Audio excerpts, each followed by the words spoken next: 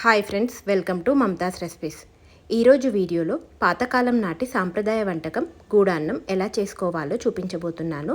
దీన్నే బెల్లమన్నం అని కూడా అంటారు. ఈ గూడాన్నం పాలు లేకుండా తక్కువ ఇంగ్రీడియంట్స్తో చాలా రుచిగా ఈజీగా చేసుకోవచ్చు. ఇప్పుడు గూడాన్నం చేయడం కోసం ముందుగా కడాయిలో అరకప్పు బియ్యంని తీసుకొని నీళ్లు పోసుకొని బాగా కడిగి తీసుకోవాలి.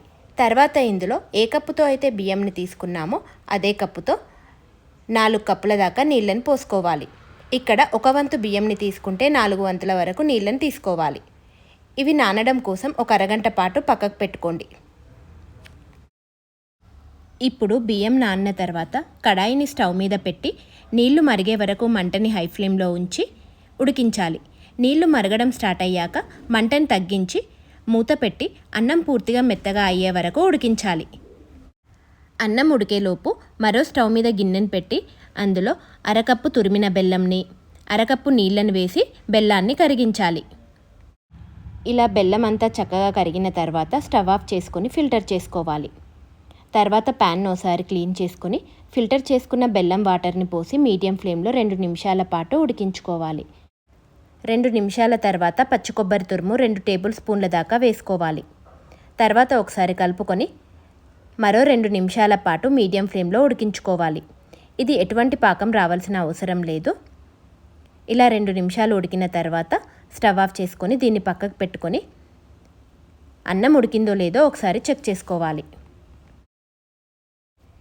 ఇలా అన్నం మెత్తగా ఉడికిన తర్వాత ఒకసారి గరిటెతో కొద్దిగా మ్యాష్ చేసుకోవాలి.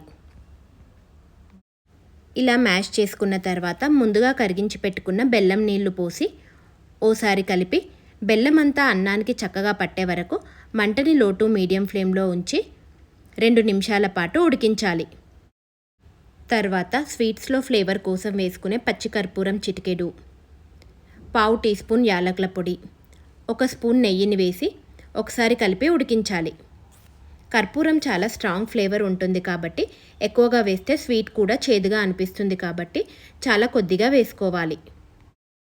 ఇలా ఉడికిన తర్వాత దీన్ని పక్కకు పెట్టుకొని స్టవ్ మీద ప్యాన్లో 2 టీ స్పూన్ల నెయ్యిని వేసి ఇది కాగిన తర్వాత జీడిపప్పును వేసి ఇవి కొద్దిగా వేగిన తర్వాత ఇందులో బాదం పలుకులు, కిస్మిస్లు వేసి ఇవి కూడా వేగిన తర్వాత ఉడికించిన అన్నంలో వేసుకోవాలి. అంతేనండి, గూడాన్నం రెడీ అయిపోయింది. మీరు కూడా పండుగలప్పుడు తక్కువ టైంలో తక్కువ ఇంగ్రీడియంట్స్తో చేసుకునే ఈ బెల్లం అన్నం లేదా గూడాన్నంని ట్రై చేసి మీకు ఎలా వచ్చిందో నాకు కామెంట్ చేయండి. మీకు ఈ వీడియో నచ్చినట్లయితే లైక్ చేయండి. అలాగే మీ ఫ్రెండ్స్కి, రిలేటివ్స్కి షేర్ చేయండి. మరిన్ని సింపుల్ అండ్ టేస్టీ రెసిపీస్ కోసం మా ఛానల్ని సబ్స్క్రైబ్ చేసుకోండి. Thank you for watching.